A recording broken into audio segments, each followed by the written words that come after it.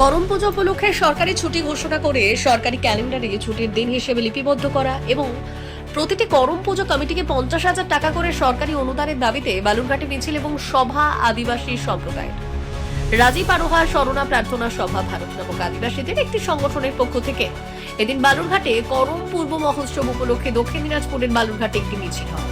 মিছিল শেষে বালুরঘাট রবীন্দ্র ভবনে দক্ষিণ দিনাজপুর জেলার বিভিন্ন ব্লকের করম পুজো কমিটির সভা অনুষ্ঠিত হয়।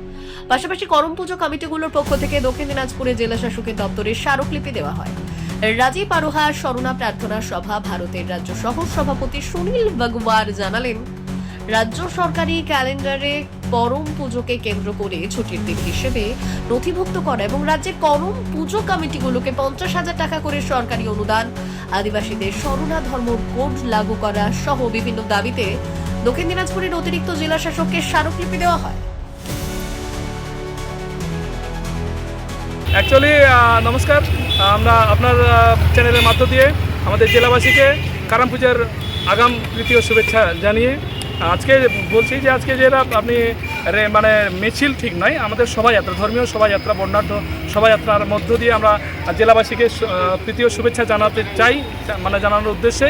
এবং আমাদের রাজীব আরোহা স্মরণা প্রার্থনা সভার পক্ষ থেকে আমরা ডিএমের কাছে মেমোরেন্ডাম জমা দিলাম, যাতে এই যে আমাদের যে দাবিগুলো সেগুলো যাতে রাজ্যে বলা হয় যে আমাদের করম পুজোর যে ছুটিটা ঘোষণা হয়েছে ঠিকই, কিন্তু গত বছরও হয়েছিল, তো ছুটি হয়েছে, ঘোষণা হয়েছে, আমরা খুশি আছি, কিন্তু এই ছুটিটাকে রাজ্য সরকারের যে ক্যালেন্ডার সেই ক্যালেন্ডারে নথিভুক্ত করতে হবে এবং করম পুজোর জন্য প্রত্যেকটা করম পুজো কমিটিকে 50,000 টাকা করে অনুদান দিতে হবে।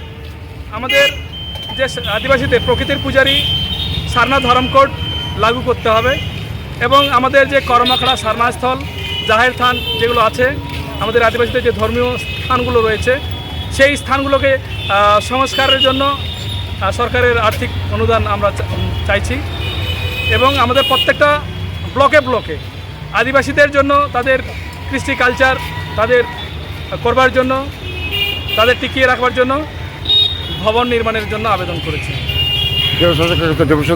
হ্যাঁ, কি বলেন তাতে আমাদের এডিএম সাহেব, এডিএমজি বলেন না, আমরা আপনাদের দাবিগুলো যথেষ্টই যুক্তিযুক্ত এবং আমরা এটা বিবেচনা করছি, আমরা উপরে ঊর্ধ্বতন কর্তৃপক্ষের কাছে আমরা পাঠাবো। আপনার নামটা একটু? আমার নাম সুনীল বাগওয়ার, রাজীব আরোহা স্মরণা প্রার্থনা সভা রাজ্য। বিশেষ প্রতিবেদন, উত্তর বাংলার সংবাদ।